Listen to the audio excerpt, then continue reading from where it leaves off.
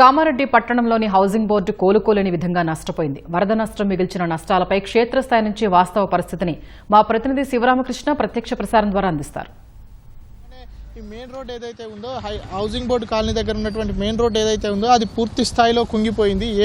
ఇటు రాకపోకలన్నీ కూడా నిలిచిపోయాయి. కేవలం వన్ వేలోనే మాత్రమే అక్కడి నుంచి కామారెడ్డి వైపు కూడా పంపిస్తున్నటువంటి పరిస్థితి అయితే కనిపిస్తుంది. ఇప్పటికే ఇక్కడికి ఎస్డీఆర్ఎఫ్ బృందాలు చేరుకొని ఇక్కడ రోడ్డుకు సంబంధించి కానీ లేదంటే ప్రజలకు సంబంధించి కానీ ఎటువంటి ఇబ్బందులు లేకుండా చూసుకుంటున్నారు. వాహనదారులకు కూడా ఇటు ట్రాఫిక్ పోలీసులు కూడా దారి మళ్లింపు చర్యలు చేపడుతున్నారు. ఇక్కడ మనం చూడొచ్చు ఇప్పటికి కూడా తీవ్ర స్థాయిలోనే వరద ప్రవాహం అయితే కొనసాగుతుంది. ఇక్కడ పెద్ద పెద్ద చెట్లను సైతం పడేసే విధంగా తీవ్ర స్థాయిలో వరద ప్రభావం కొనసాగినట్టుగా మనకి ఇక్కడ ఆనవాళ్ళను చూస్తే గమనించవచ్చు. పక్కన ఉన్నటువంటి ఆ ఫంక్షన్ హాల్ కానీ ఇటువైపు ఉన్నటువంటి ఈ కార్ గ్యారేజ్లు కానీ ఇవన్నిటిని కూడా ఇబ్బందికర పరిస్థితులు ఇక్కడ ఉన్న మనం విజువల్స్లో కార్లను గమనించవచ్చు.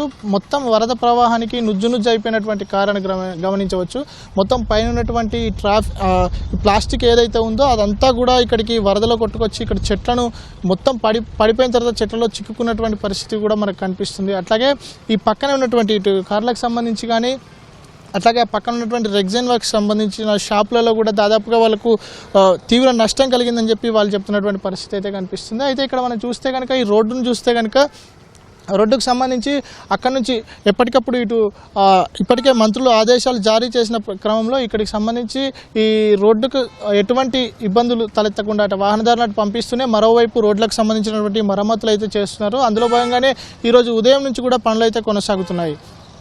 అట్లా ఇటు పక్కన ఉన్నటువంటి ఇప్పుడు పండుగ వాతావరణంలో కూడా ఇటు పక్కన ఉన్నటువంటి వినాయక చవితికి సంబంధించి వినాయక విగ్రహాలు ఏవైతే ఏర్పాటు చేశారో అవన్నీ కూడా పాపం వీటిలో కొట్టుకుపోయినటువంటి పరిస్థితి అయితే కనిపిస్తుంది. అట్లాగే అటు వ్యాపారస్తులు ఎవరైతే ఉన్నారో విగ్రహాలకు సంబంధించి వ్యాపారం చేసుకునే వాళ్ళు ఎవరైతే ఉన్నారో వాళ్ళకు కూడా సరైన గిట్టుబాటు లేక వాళ్ళ వ్యాపారం అంతా దెబ్బతిన్నటువంటి పరిస్థితి అయితే కనిపిస్తుంది. మొత్తంగా ఇటు చూస్తే కనుక భారీగా ఇటు ఈ కోతకు గురిగా రోడ్లు అయితే చూడవచ్చు. మొత్తం కోతకు గురై ఇటువైపు వెళ్ళలేని దయనీయ పరిస్థితి అయితే కనిపిస్తుంది. ఇది మొత్తంగా చూస్తే కనుక దాదాపుగా కామారెడ్డి జిల్లాకు సంబంధించి కామారెడ్డికి సంబంధించి పట్టణానికి సంబంధించి కూడా జరిగినటువంటి ఈ డిస్ట్రక్షన్ ఏదైతే ఉందో దాంట్లో 90% డిస్ట్రక్షన్ అంతా కూడా ఈ పెద్దవాగు వల్లే జరిగినట్టుగా కూడా ఇక్కడ తెలుస్తుంది. ఇది ఇక్కడ ఉన్నటువంటి తాజా పరిస్థితి.